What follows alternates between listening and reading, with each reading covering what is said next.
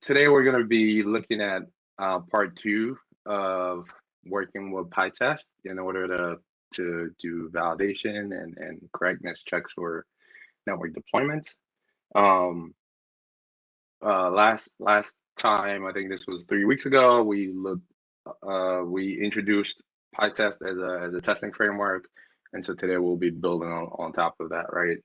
So for those of you who were not able to join the first session, I'm Tafsir Thiam. I'm an automation consultant at WWT, and I've been here for about 7 years, and most of my work today is about leading our professional services automation engagements, and made the joke last time about writing Python since 2015 and doing a pretty hacky job at it. But what I wanted to do today, what I wanted to do today is do a quick review of what we talked about last time, maybe do a 5-minute review so you'll see some of the same slides. But today's presentation is going to be a lot more of walkthroughs and demos and kind of working through what we have. And what I'm going to do is, hope that you guys are able to engage and interrupt and ask questions, right? So we can kind of work through things. If you remember, we talked a little bit about, testing in general and, the sort of testing that we need to do. We looked at, we discussed the fact that there are a number of different testing frameworks out there. And we're starting just to kind of start somewhere, right? We're starting in the Pytest ecosystem. It's one of the tools that we find in a lot of environments, right? Because you have developers who are using it anyway, so it's already there. So how can we use that to do our network testing? So we looked at some of the features that it provides. We looked at its ability to give you the facility to write tests that are stable and scalable, yet very simple, right? Especially compared to other frameworks. So no boilerplates essentially. And then we talked about some specific features like markers, what I call the superpower of Pytest, right? Fixtures. We talked about parameterization, especially we talked about that in the context of, using that to write better tests, right? And we talked a bit about the anatomy of a test, if you guys remember. Let me see if I can find that slide here, just as a refresher. Oh, and my PowerPoint is not working. Anyway, so if you guys remember, right, the anatomy of a good test is using a pattern like the arrange, act, assert, and then thinking about cleanup for your test, right? We saw how parameterization can allow us to follow that pattern and not make sure that we're falling into anti-patterns with multiple, not only multiple checks of things, but then also maybe failing to test some conditions because one of the steps failed, right? So today what I really want to do is kind of up level that a bit. We'll show some real more realistic at least examples that would not only give us the right context to discuss these features a little bit more advanced level, but also give us some specific things that you may want to see how to do, right? So things like working with an existing data source like an Ansible inventory. So last time we had this very simple data.yaml file that we were playing around with. It's not realistic, right? A lot of times we come into an environment where automation is already deployed. We need to do testing for this framework, for this environment. Like, how do you do that? How do you work with an existing data source? Want to take a little bit deeper looks at plugins and hooks. I kind of briefly mentioned them, but specifically, we can look at them in the context of like running tests in parallel, right? There's a plugin for that, generating reports. Reports and analyzing reports tend to be a very important topic when you're thinking about testing, right? Especially if you're for the type of test that you need to do, you sort of need some proof assistance, or you need to be able to like deliver some artifacts, right? So some frameworks, you may choose them solely based on like, their reporting capability, right? So today we'll look at that within the context of Pytest, and then we'll look at obviously we'll look at some of the tests that that we talked about, but we'll look at them in two different ways. So the way that we're going to work with Ansible in the first set of examples, I'm going to show you how to sort of hack together a solution, and then we'll look at like what a plugin like testinfra offers you if you choose to use that. Are you guys still able to hear me? Okay. And then what we'll do, my PowerPoint is not working, so I just gotta shell out of this. And then we can just let me just get out of PowerPoint. For some reason it stopped working.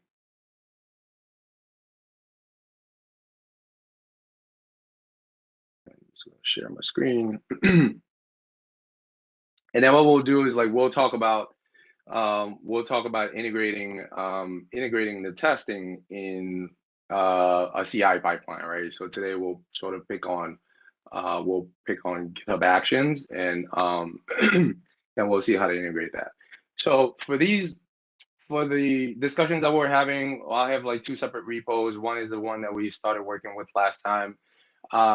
It's got a lot of things, and I organized it in such a way that it kind of built up to it, but it's a little bit less clean than I wanted to. There's a separate one that we'll look at just with testinfra. So I've actually been working on the documentation for that. But I'm just gonna pull this up right now just because maybe I want to set the stage for what we'll be looking at, right? So what I did is I essentially built we're going to be working with a test topology that we're going to generate using that's been generated using the Arista AVD project. I chose it for a specific reason. What it does is it has a bunch of, it's a very neat project if you haven't worked with it, but it does a few things. One is it generates, there's a role called EOS design, I believe, that generates the intended design for your network. And so what I thought was, that could be a nice exercise to go through and then validate sort of our deployed state based on what the intended design for our network was, right?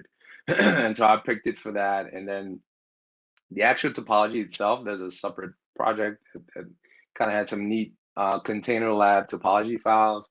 I figured that'll be a nice starting point because you can easily recreate that with Container Lab, right?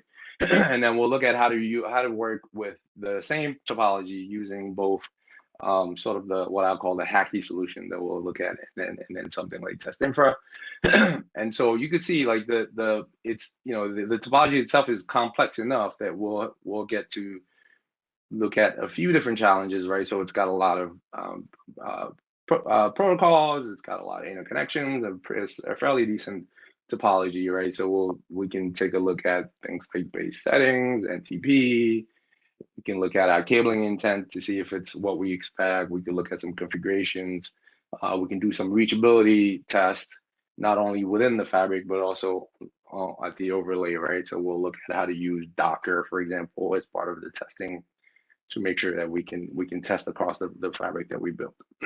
So let me pull up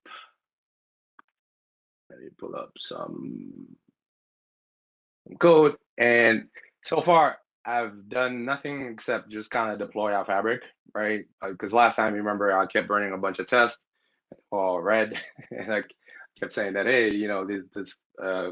these devices are not configured. Devices are configured today. So we'll look at them in two different ways. One, I have these locally running on my laptop via Container Lab, and then our CI pipeline would do the same thing, kind of spin up an environment and then do testing against that, right?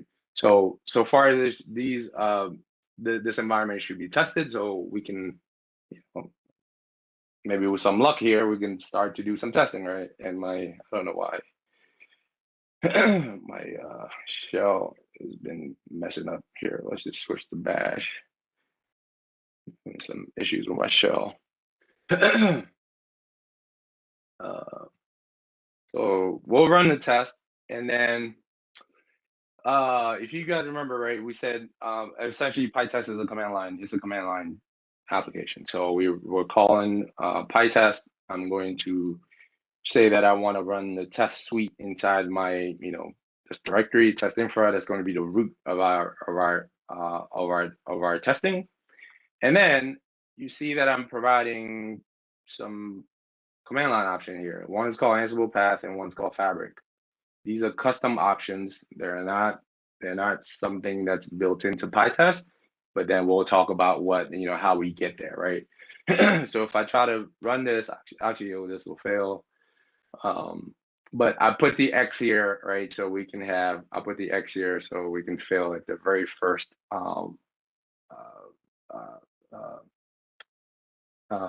at the very first issue that we encounter, right? So this is telling me that my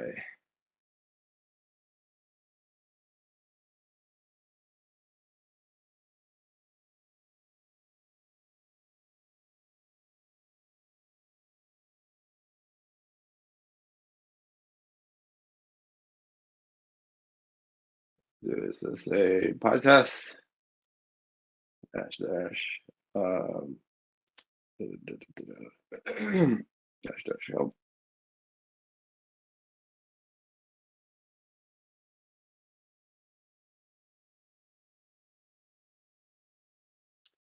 Okay.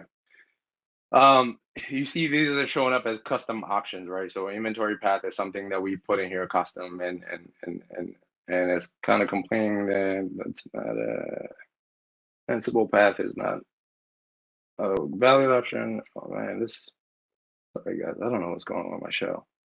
So Pytest this infra, and then we want to do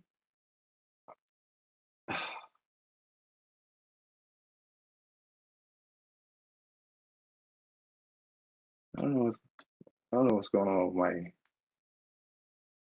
thing here. All right, so let me copy and paste it. Let's call it inventory path. I'm just typing this in a notepad off to the side. I had a typo. So we'll run this. And one of the things that you start seeing is our tests are being collected, right? Our tests are being collected, and Pytest gives us a bunch of information here at the top. It says, hey, this is the root directory you're working from. This is the config file. We're going to revisit this, right? And the test path that you're targeting is here.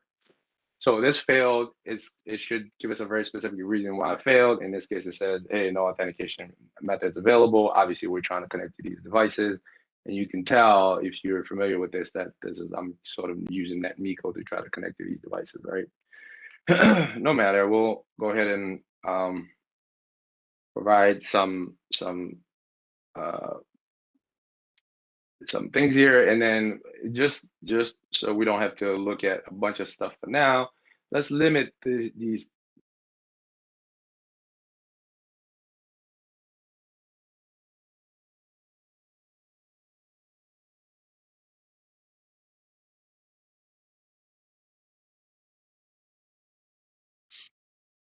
I think we lost your audio, Tafsir.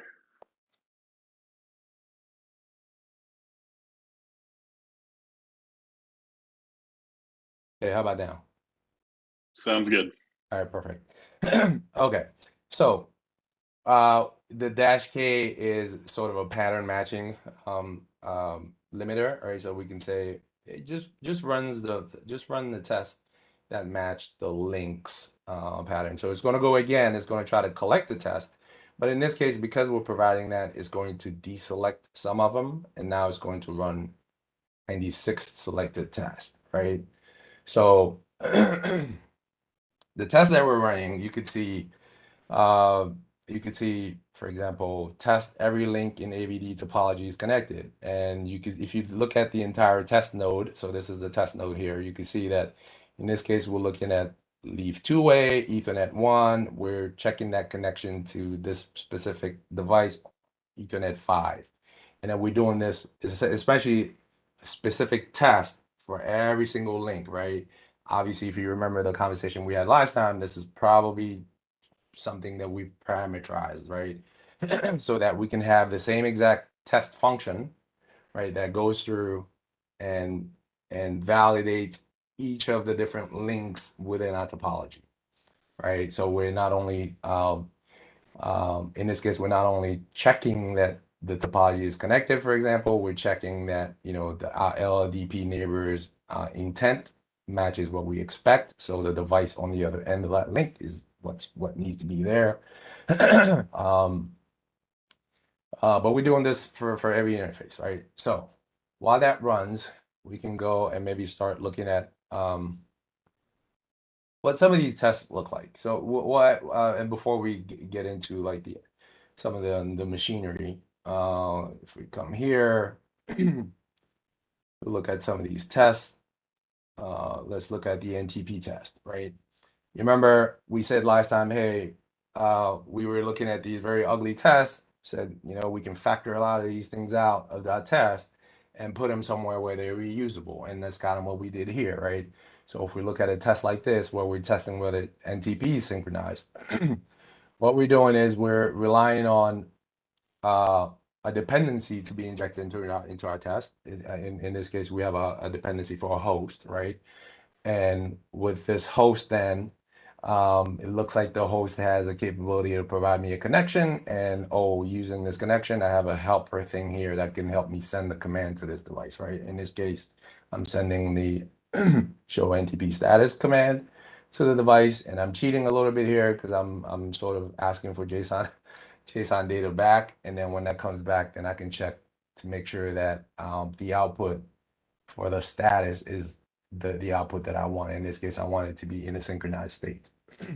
Otherwise, what happens is this is the message that's provided to you, right? So that's a simple test. So more simple tests here.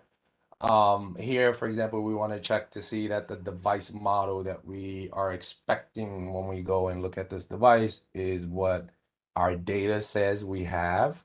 So if you look at this one, right, we are saying, hey, you know what, the device type for the host that gets passed, this dependency that we have for this host, when it comes back, well, it has it has some host vars. Obviously, if you're working with Ansible, you know the concept of host vars, right? So one of those variables that we have is that the AVD project has is the concept of a device type. So we look at the device type and we see, you know, whether it matches the platform that we find on the device, right? Maybe you're not familiar with Pytest, but these should be sort of pretty readable. I mean, some of this stuff is just to kind of match, you know, sort of the casing. But same thing with like the software version, right? So these are all simple tests, like where we're passing a host, and then, you know, we want to verify that, you know, the version that the device is running is what we expect. But again, like these are not data points that are hard coded. They're provided by one of two things. In this directory is going to be by either the inventory or the artifacts from when the AVD project creates intent. All right. So what that looks like is this. If you haven't seen the output that they create essentially this intended dictionary, this intended directory, right? And it has obviously the intended configs, the actual configs that get pushed to the device, but also has these structured configs, right? That look sort of like this, right? So for this specific device one, DC1, leaf 2, leaf 2A, right? These are the things that we expect to be configured on that device. So when we go and we check for the VLANs, right, this is what we're going to expect to find. So so when we do a test like, let's say, VLANs, when we do a test for VLANs, in this case, you'll see that what we're doing is we're going in and we'll look at this particular test here in a second. But we're going in and we're looking at what, okay, this is the intended config. Is what's on the device matching my intended config? So if we go and we look at that test, right, you'll see that for the VLAN, we want to check to make sure that our VLAN match our intent, right? In this case, we're passing slightly different host here. I did a little bit of filtering, but we're passing a leaf host is what I'm calling it, right? And then we're getting the intended VLANs. And what are the intended VLANs? Well, I have a facility here to get me the intended configuration for the device. Right, so the intended configuration is exactly what we looked at, right? So we sort of load that in, and then we get the VLAN portions of that data, so that when we go and look for the actual VLANs that are on the device, we can check to see that, okay, all of our VLANs, every VLAN in the VLAN IDs that we found from the device is part of our intended every VLAN in our intended VLAN is part of the VLAN list that we get from the device, right? Otherwise, we'll try to give you a helpful message. So in this case, it looks like, you know, again, like our tests are going are passing, and that's fine. So how did we get about maybe some of the machinery that's making this work, right? So obviously I said that, you know, because if you go back and you look at the presentation from, I think it's Jeremy Schulman from a few years ago, like he did a very nice presentation about how to test networks with Pytest. One of the things that struck me was, like, you know, the testing that they were doing for their use case was, you know, being able to do one device at a time. In this case, in a lot of cases, I want to be able to do multiple devices at a time, right? I probably want to do them in parallel. And so, you know, how you do that then is, you know, being able to figure out, like, okay, what's the inventory of things that I'm going to be working against, how I'm going to process them, right? And so in this case, you can see that a lot of these tests are simple here, right? Because we've sort of abstracted out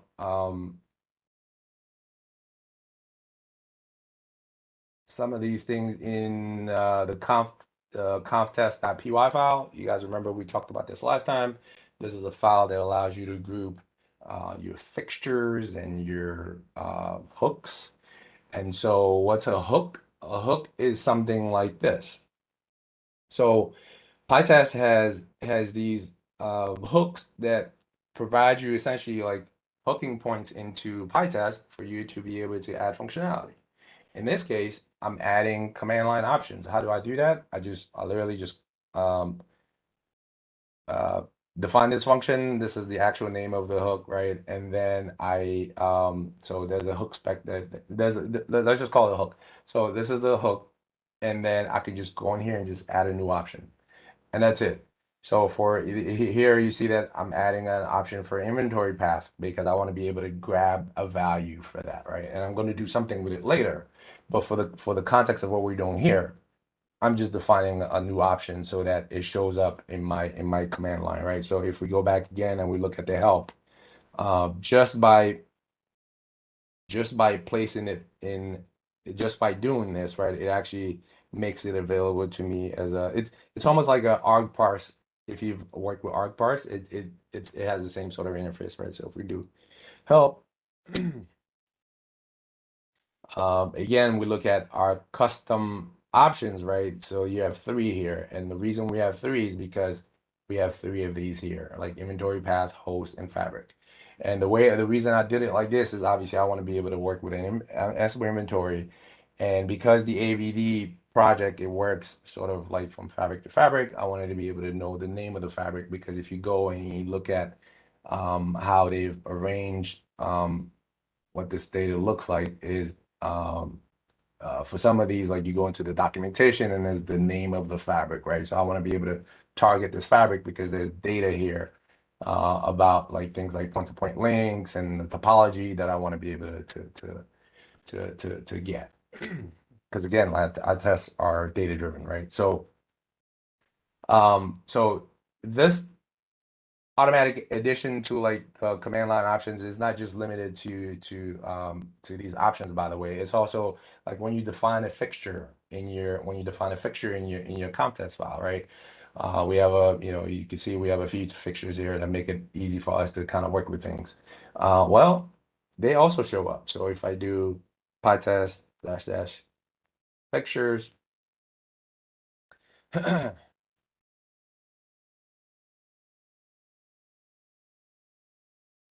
you can see that some of these, it actually tells you these are fixtures that are defined from my contest file, right? Contest file. And if you have multiple, it actually tell you which one comes from which. And what the other useful thing that it does is if you provide doc strings for your fixtures, it'll actually put it here as part of the documentation. And then you can see some of these I didn't do it on purpose so you can see them. There's no help, right? But this kind of gives you the ability to say, oh, okay, what is this helper thing here? So these are some things that I have here to make it easy to work with some of the tests that we have, right? But the point is like the conf test file almost works as a way to do like local plugins, if you will, right? If you define fixtures in here, if you if you make changes using hooks, they'll just kind of show up and it'll be easy to get help. And the reason why that's important is because that not only works for the things that you define, right? This command line thing here, but also works for things that are provided when you install a plugin. And what's a useful plugin that you may want to install? So let's say that we wanted to run this. I say that one of the things that you may want to do is run test in parallel, right? So I can just do the -n option, and then I'd say that I want to use 3 workers. Well, let me do 2 workers because my laptops have been struggling a little bit. So this is basically going to do 2 processes to to run the test with, right? And the reason this works is because this -n is actually provided by a Pytest plugin called Pytest xdist, right? If you didn't know that, and let's say I had some blog article and I'm showing you this example, you may go, oh, well, that's how I run a parallel test. And I may leave out the fact that, you need to install this plugin first for you to be able to get this functionality, right? And so, it works the same way, whether you have your fixtures and your quote unquote plugins in locally in your contest file, or if they're provided by a plugin. And we'll see a lot of these as we keep going. You'll see that I'm relying on a bunch of these flags, and a lot of these flags will be provided by some of these plugins. So what happened here, you can see like when I said that I wanted 2 workers for this, I actually spun up 2 separate Python processes. You can actually see them listed here, right? And then we ran 2 of these tests at a time. So now what are we doing with our options here that we got, right? So I said that I needed these options. What am I doing with them? Well, I'm going to go and generate some tests. This is another hook. So generating tests, what does this has to do about? If you remember correctly, right, I said when we parameterize, there's a few different ways we can parameterize test. We can parameterize test using a marker, which is why we slowed down last time and looked like what marker did, right? So if you look at some of these tests, let me see if I can find one. The BGP one should have. Let's go routing. Let's go to BGP. So in this BGP test here, right? So if you familiar with VXLAN VPN, you know that there are, you can look at your peering in 2 different state tables, where you can look at your BGP for your underlay stuff if you're doing BGP for your underlay, and then you can look at your EVPN neighbors. Well, in this case, the output that we're looking to test is exactly the same. So it's the same text function, but what we're going to do is we're going to inject a dependency called show command, right? And whenever this test runs, for this show command, what it's going to inject is going to essentially like go through this list that I have here. And in the first instance, it will pass, this show command, and then the next time it will pass this other show command. And then, in fact, we'll ID these, right, as such, right? So the first one that gets passed will be ID'd as BGP. The next one that gets passed will be ID'd as EVPN, right? And so one way to parameterize this test is exactly like this, using a decorator, we mark it, and then we use the parameterized decorator. And what this will do is, here, let's see how this runs. We'll run the limited peers. That should only pick up that test. So when these run, obviously, if BGP is properly configured, right, you see that we have a step for each device. We have a step ID'd as BGP, and then the next step ID'd as EVPN, right? And both of these are passing. So same test functions, different tests, right? Now we can use that same concept then to say, well, what we want to do, like this test NTP, for example, this host. What is this host? Well, what we're going to do is for each of these tests, like the test NTP, we're going to have a list of hosts that are obviously provided by the Ansible inventory, right? And what we want to do is we want to parameterize or provide each of those parameters to the test once it runs. So once this test NTP is going to run this test for every single host that we have or that we want, right? And so the way I reasoned about that is, and the way that you do it, it's hard to do what we're looking to do because it's more dynamic using a marker, because at that time you don't know.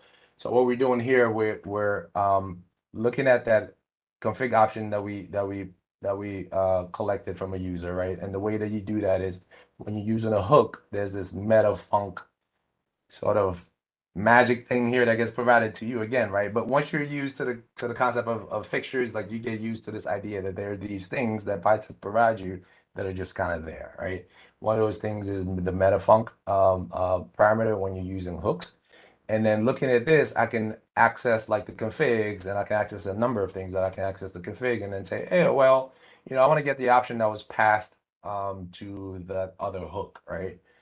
Which is inventory path. And then I'll also want to get the fabric option, right? Because I'm going to do something with those. And what I'm going to do with those is I'm going to parse my Ansible inventory, the CLI, and I'm going to load those up. I'm going to create like these test objects that will allow me to test um, um, uh, um, our devices. And some of this is, and this is what I meant by some of the hacky sort of machinery that I put together. You'll see that like this parsing and then this Ansible test object are things that I define here. But essentially what I'm looking to do is I build a list of these test hosts, right? These test host objects. And then I'm going to parameterize. So you see, this is another way to parameterize, right? I'm going to parameterize every test that has this fixture as a dependency. So any test that says, hey, I need test host as a dependency, what I'm going to do is I'm going to say, okay, well, if you need test host as a dependency, well, I'm going to get you every single host from this list of objects that we created here, and I'm going to pass them to you one at a time, just like we saw, this example here, right?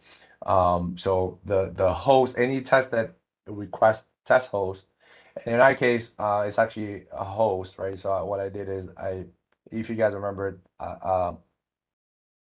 fixture can use another fixture. So we have this disconnected host that we get from that operation that we're doing. But then when a test actually needs a host, what we're passing is this other fixture that takes this fixture and then make sure that we create a connection first, right? So we create a connection. If you guys remember, a fixture is a nice way to create a connection and then clean up.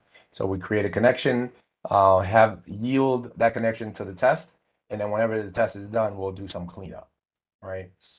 And so the machinery that I have to put together for this is very clunky, but the ability to sort of parse the Ansible inventory, right? So you can see this is very like CLI-ish. We go through the Ansible inventory, and then basically we iterate we iterate the host vars from the inventory, like the way that Ansible would see it, right? Because if you're going to do testing, that's kind of what we want. And then the other thing that I have here is this test host that we have, in which we're sort of attaching these host vars because we want to connect to them. And in this case, I'm also giving it a way to connect to devices using NetMiko. It's probably better ways to do this. This is sort of fixed. But again, it gets us there, right? It's able to allow us to have this test host that we can connect to devices, and again, the way that we do that is here, right? So we can, we can init that connection, and then we can enable to get elevated access, and then we can do our test. So this is some custom parameterization, but only because, again, like, it's dynamic, right? This is based on the command line options that we're passing. And the reason that's important is because when you're dealing with Pytest, there are fixtures are available at runtime. Parameterization is available at collection, which means it happens well before your fixtures are available, right? So if you're going to be doing things dynamically, sometimes it may seem hacky, but this may be the way that you have to do it, right? And if you think about what parameterization is, and the reason why it's named Pytest generate test, is you're generating multiple tests, right? You have the same test function, but for each of the inputs that you're providing, you're essentially generating a new test. And Pytest essentially needs to know at the beginning of your test, how many items are being collected, right? So if you look at some of the earlier examples you had, say collected 32 items, right? That's how he knows, because it goes through anything that needs to be parameterized, generates those tests, and then does it. So for some of the tests, though, what I did is, I made some more specific like hosts, like a leaf host is one that's either a layer 2 leaf or a layer 3 leaf. A layer 3 host is one that's either a layer 3 leaf or spine. These just kind of makes it easier to work with some tests. So I'm doing this here just so you see, when we move to testinfra, you won't have to do any of this, but you'll lose some of the flexibility that you have here if you're kind of hacking your own solution together, right? Okay, now the important things are like the other things that we need to test, like, so the topology. You guys saw that we had the topology of all the interfaces, and then we went through each one, right? So when we did the link test, there's 92 tests, right? Even though we basically have 2 test functions, there are 92 tests that went through every single link in our topology to make sure that it was connected, to make sure that the point-to-point links had the right neighbors on the other side, right? So the way that we did that is, again, loading the fabric data from sort of our intent system here, right? Being that this is AVD, it's this directory structure with the intent, the intended configs that we're loading, and then we're providing that to our test. And so the tests that require these things, if we go back to the link test, right, you'll see topology. We'll look at the links. Again, all I need to do on the test side, when I'm going to write the test, all I need to do is just say, hey, I have a dependency on that topology, right? And then now all of a sudden, every single links of those is going to be passed to me, right? And you can see, like, the way that, so this is an example of what that file is, right? It will have, probably 50 or 100 lines like this, right? And so every single test case that gets created by the parameterization that we're doing is going to create an individual test case for each of these links. And now I have the opportunity to then test, like, to make sure that this specific link is up, and then this other specific link is up, as opposed to like doing a loop, where if I do a loop and one of those fails, then the next set of tests are not run, right? So same thing again with the LLDP stuff.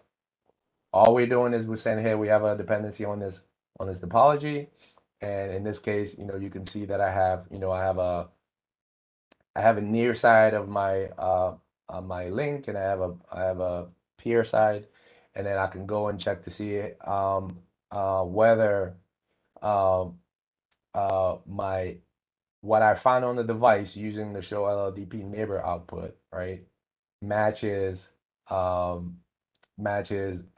we expect. And what we expect So these are our neighbors, right? Where is so these are our neighbors that we found on the device, right? But our peer node and our peer interface, this is the data that comes from our sort of intended topology file, right? And so what we can do then is we can check to make sure that our peer node, matches what we expect, or the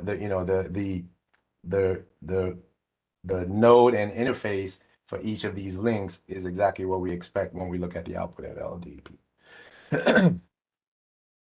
So there's a bunch of these sort of tests in here, and then some of these are are interesting in that if you look at like the test NTP, right, we're starting from the from the a host view of the world, right? So we're parameterizing these tests. So for every host, we're going to do these things. Well, that's a little bit different when you take a more data-driven approach, like I want to go through the topology. Well, in this case, it was a little bit hard to do it because the host that we're working with is a fixture, is provided to me at runtime. And then this data that we get, because it's provided sort of dynamically based on those option flags that we have. You remember I said that's based on a parameterization at the beginning, right? I'm not going to be able to parameterize based on the fixture because the parameterization happens much early in the process. So then what I did here is say, okay, well, what we'll do is we'll also load the data itself and then parameterize the test. But then once we get into the test, then what I need to do is I just need to have a way to retrieve the connection for the nodes on this link, right? So basically this is the data that I have, right? And if you see the data, I have the device name, DC leaf, DCL2 leaf 1, and then I have DC1 SV2. Well, I could just for every test, I could just check the left side of this device because there's a link for everyone, right? And I could say, okay, well, because I'm working with this data, I'll take the data in, and then I'll just get the connection for this node just based on the node name. And there's a thing that I have here that allows me to do that in the contest. Essentially, the way I do that is like every time a host is created in our test framework here, it basically we remember it, right? So there's a little bit of a cache here. Like when I create a host using this class, I essentially kind of remember that host, right? Because when I create it, if I create it with the same host name and the same exact arguments, I'm going to try to I'm going to try to memorize it, right? So I kind of remember it a little bit. So then that means that, okay, later on, like when I need this, when it doesn't happen as part of my initial parameterization, I can still go back and like kind of get it if something has already created it, right?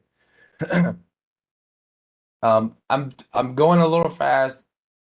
Any questions? I know I've hit a lot of stuff. No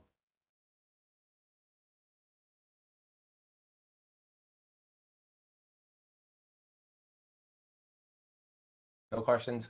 Okay. So I'm gonna go ahead and just run like all these tests now, right? So you remember I said, so we'll go ahead and run all the tests. I've been sort of limiting everything so we can see. I'm just gonna run everything. I'm gonna filter. I still leave it to process. And then while that's running, right, we can take a look at one thing real quick. So one of the helpers that I'm doing, so these are, you remember we're passing like a helper fixture, right? What this helper fixture does, it provides me like some of these functions that I have here. One of them is to send a command. And then when I send this command, you could see like the commands that we were sending, right? But one of the other things that I'm doing is I'm logging the command that I'm sending, and I'm logging the output. The reason I do that is because Pytest actually automatically sort of captures that, right? And which is neat because if you have a reporting tool, it may automatically pull that into your report, right? And which is exactly what the Pytest HTML plugin does. And we'll see like once this runs, is going to it's not going to generate a report because I didn't tell it to. But yeah, so let me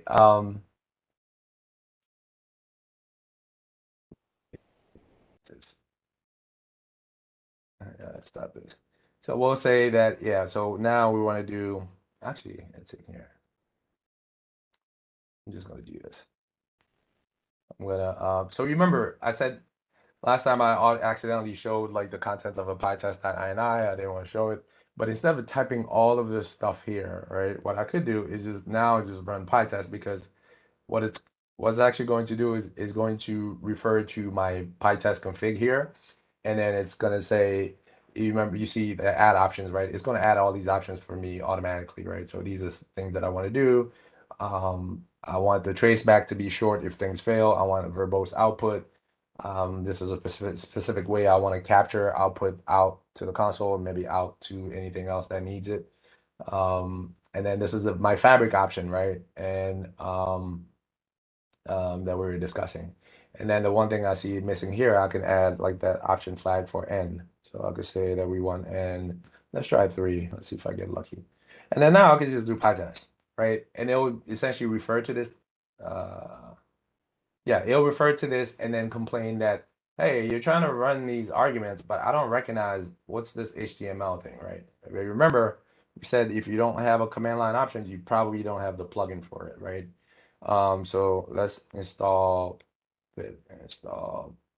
pytest-md for markdown report. It creates some, and then HTML. Sorry, I don't know what's going on with my shell. I got to fix probably my term. So it's going to go ahead and install the MD plugin and the HTML plugin so that when we run just pytest again, right, now it shouldn't complain. And it tells me right here, it tells me the actual plugins, right? So the plugins, there's a list of plugins, it's forked, xdist, metadata, MD is the one that we just installed, and then HTML, right? It actually gives you that in the report so you know if you're missing a plugin, did I install it, did I not? But usually you'll get the complaint that, hey, this command line option that you're trying to run, I don't, pytest will complain that it doesn't know what it is. So again, our tests are running here. I'm going to do what great chefs do, and then we'll come to see what the actual output is. So I've integrated some of this into sort of a CI pipeline, and the way that this works is I'm using a custom runner, private runner, I guess is what it's called. And what we do is here you'll see we set up a runner, we build the same infrastructure that I'm using locally. So you could see, a bunch of leaves and spines, right, using Container Lab.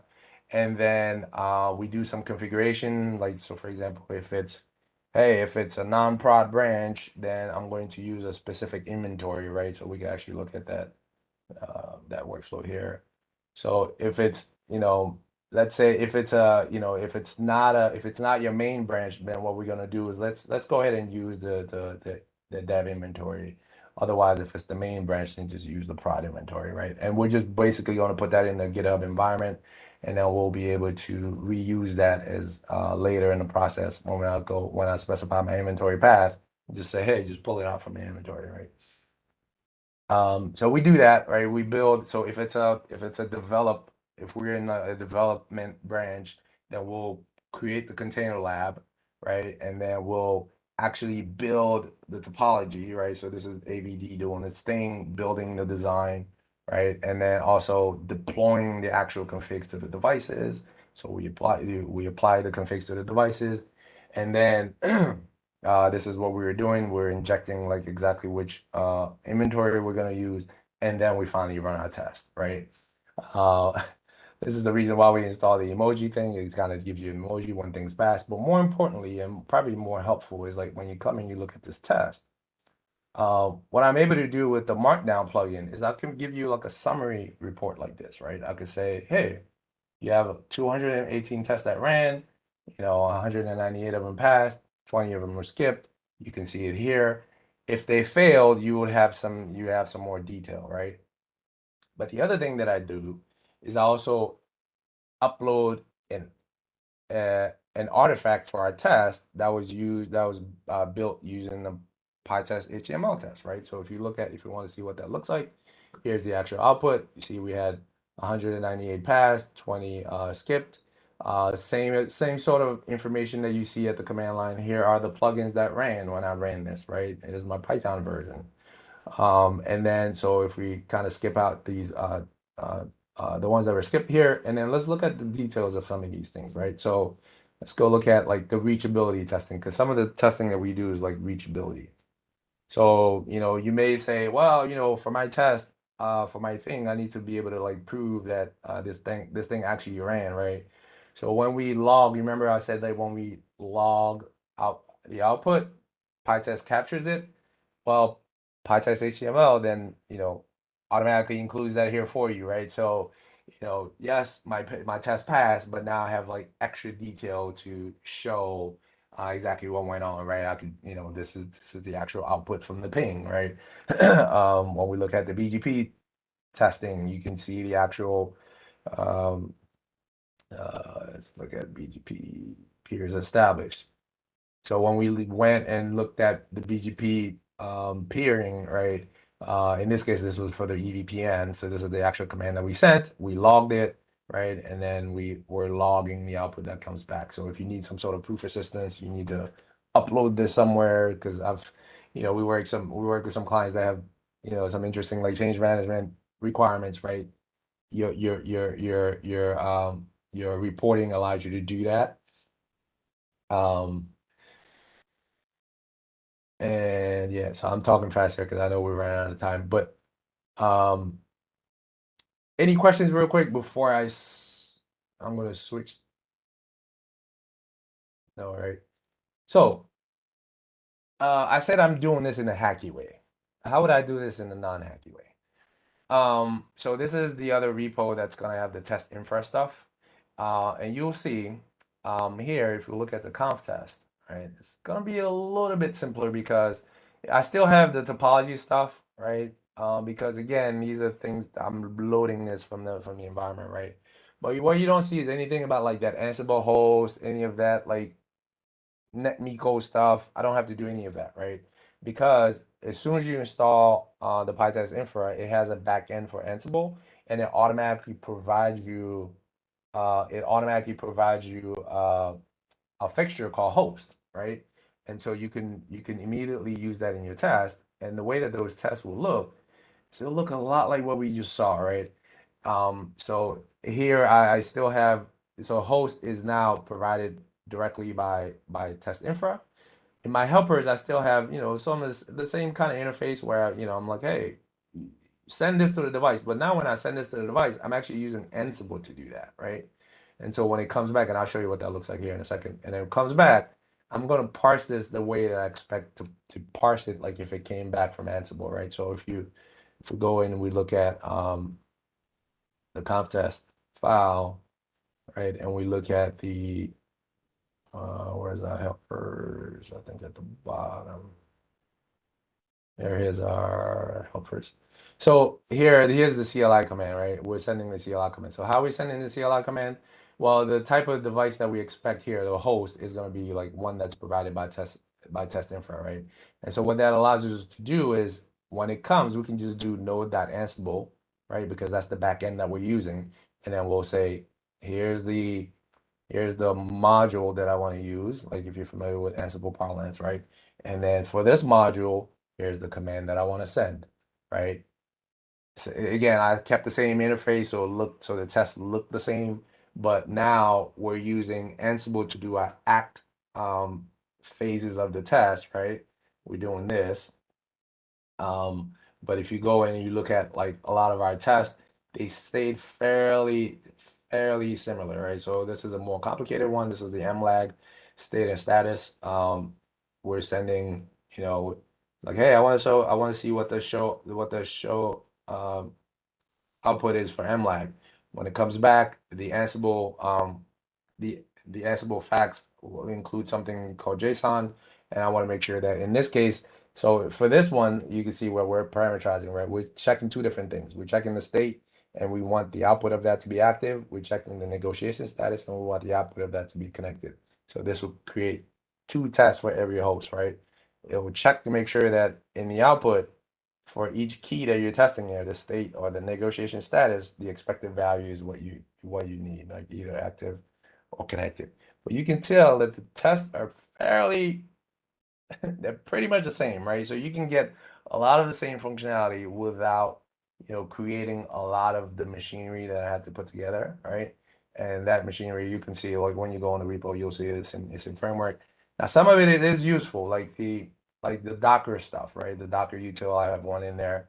There's a test that allows us to test clients. Like, so this is basically on top of our fabric. Once our fabric is built, we want to be able to check to make sure that, okay, now obviously, if you want to make sure that everything works, one good test to do is to make sure that every client can communicate with every other client, right? So in this case, I'm spinning up, I'm pulling up with the Docker container in our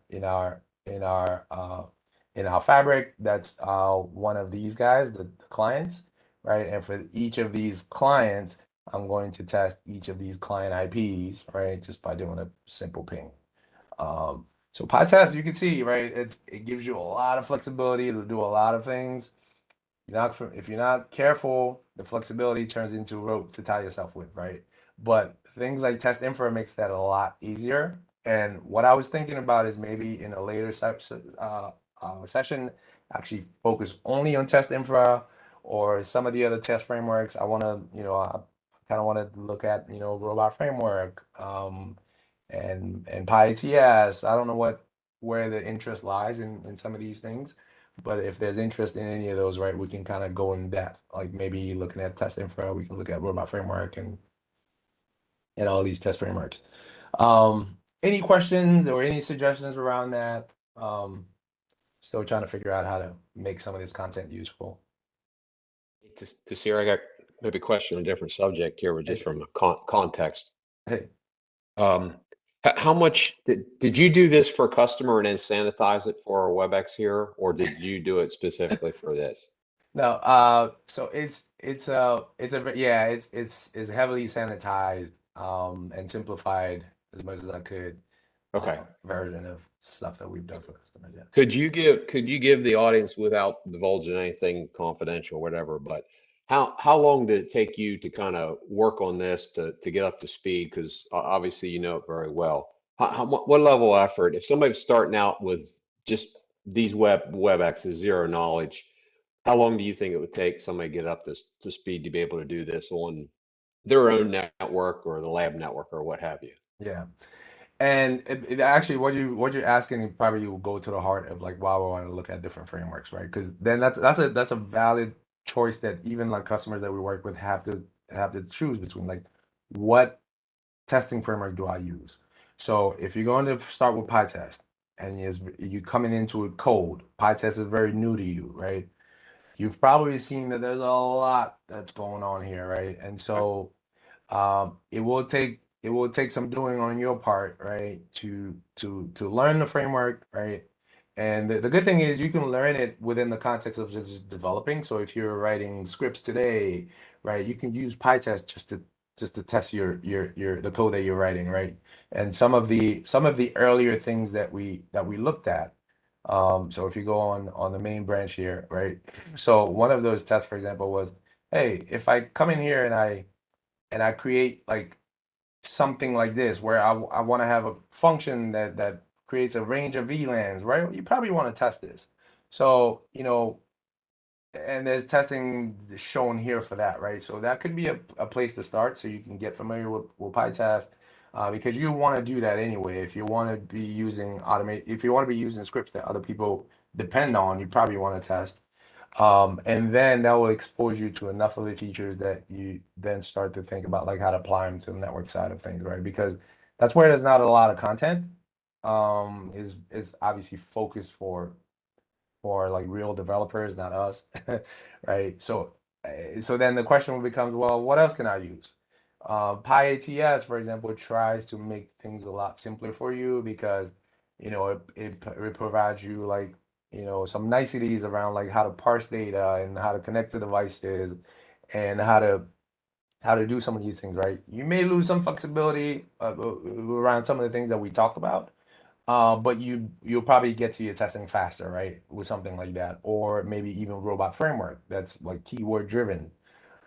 It may be it's the domain specific language. You can extend it with Python, but there's always a little bit of a trade-off. What's probably going to take you the longest to get up to speed with is maybe Pytest, just because um, I don't think that this is the normal use case for Pytest, right? And that's part of I think it's cool, right? It's very cool. Hopefully you guys, I kind of geek out on this stuff. I like it. I love it, right? But yeah, if you're starting new, it may be you may get you may get you might get shy. You might get gun shy about like working with it, right?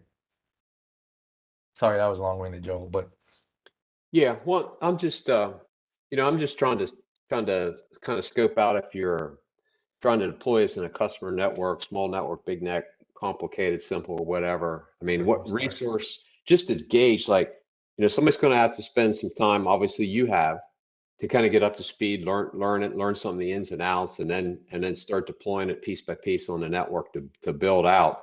I mean, it seems to me like this could be a full-time job for somebody in a medium to large customer. Or it could be for a team. So one of the I have a coworker right now, probably some guys on the call. They're working on a project where they're using Ansible. They're using testinfra, in fact, with Ansible with molecule, because you can do that, right? So the lead architect on the project helped him out a little bit, right? But he's basically what he's doing is he's taking care of like the complexity in like the conf test file that we looked at, right? So that the guys who are on the project, they can write those simple tests that we saw, right? Mhm.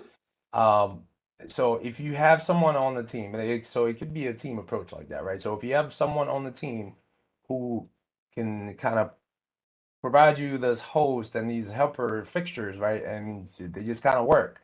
And your job is to sort of write this test, right? It makes it a lot easier for the rest of the team to write tests, and it makes it a lot easier for the team to maintain the test, right? Because then you have until everyone obviously comes up to speed with like how the machinery behind the fixtures and the contest file and like plugins work, right?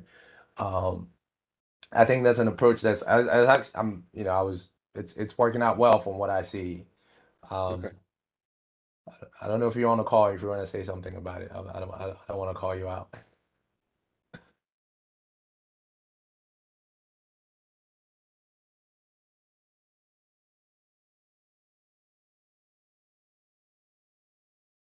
Anybody else? I know someone last time said they were using Pytest to test networks. Is anyone? I do have a question. Hey, I've used Java primarily. I've used Python for about a year, and I'm okay, trying to gain more expertise with Python. okay. One thing I'm wondering is about debugging. I would typically use Eclipse and use the debugger there. What's the best IDE to use, and particularly for debugging Python?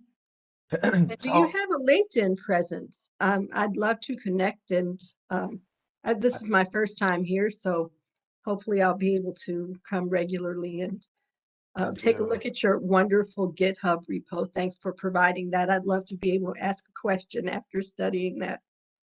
Yeah, I'm pretty lame on social media, but I do have a LinkedIn presence. I'm trying to get better at that. That's something that I still need to heed Joel's advice on. But yeah, so about IDE environments. I primarily use VS Code to work with Python. And it's got some neat integrations, like the ability to run and debug right within here. And then specifically to Pytest, and I left this out, but one of the things that you can do is once this runs, so one of there's something called the Python debugger, right? So one PDB. So one of the things that you can do is like when you run Pytest, you can give it a dash dash PDB. So if your test fails, it'll actually launch you right into the debugger, and then you can start to like you know, like look at values and say, oh, what was the value for a host, right? And try to figure out like what went wrong. With Pytest, with VS Code in general, right? It's got some nice integrations where you can like set breakpoints just by kind of clicking here, right? And then so when you run this, and I'm not set up to run this because I'm running this in a container, but when you run this integration, it'll, you know, automatically pick this up as a breakpoint and then stop there, so for you to kind of debug, right? So it's got a neat debugger. I don't know if it's to the level of like PyCharm, which is more of a, I think if you're a professional Python developer, I see that there's more of a tendency to go with PyCharm. But for what I do, at least, right, VS Code has been able to give me really the environment that I need. I've run the debugger in PyCharm in the past, and the debugger in here is just as good in my opinion. Just as good, yeah. That's my opinion. Yeah, but this is pretty Okay, cool. thank you. Yep, Thanks, that was helpful. you got it. I didn't run this, but like if I don't have a test, oh, is it PDB? What's the flag? What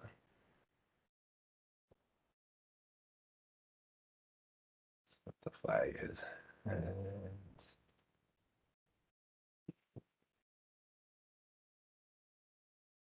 All right.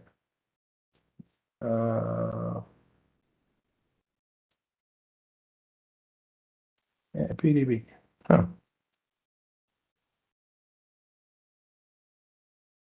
Oh, I said I did PBD. Okay. Well, you gotta spell it properly. So PDB is incompatible. Oh yeah. So when you're running with a -n flag, you gotta be careful with some things. Like if you want to be able to see your output, like your output printed, you're probably not gonna see it. Like if you're doing some print statements, if you want to see your print statements when they're in test, you will do the -s. Because you remember I said Pytest automatically captures your output. That includes your print statements, right? If you want Pytest to not capture your output, then you do a -s, right? But then if you want that to happen, so you want to see the print happening, well, when you're using the -n where you having multiple workers, it won't show. And it looks like PDB is also not compatible with it. So you gotta, that's another thing to keep in mind. Like when you have different plugins, it's what's compatible with what, right? You gotta kind of keep an eye out for that. I know we're a little bit over it, but is anyone using any other framework for testing networks that you care to share? Because I'm really interested in figuring out like how we have more conversations around some of these frameworks and what would be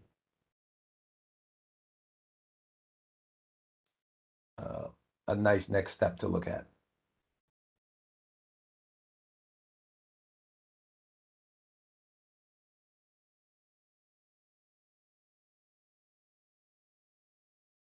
Well, I guess I'll choose. All right, well, thanks guys. And then that's kind of what I had today. Next time I'll try to see what we can do. I've tried to think about maybe a look at what's probably a better entry point if you're new to testing, and then see if that's would be a topic that folks want to hear about, right? So maybe something like Pytest and how you can how that may be a easier entry point, or even like robot framework, right? With the domain specific language, and go from there. Thanks, Tafsir. Yeah, Thank you. welcome. Yep. All right. Thanks, everybody. And we'll see you at the next meetup. Tafsir, it was awesome.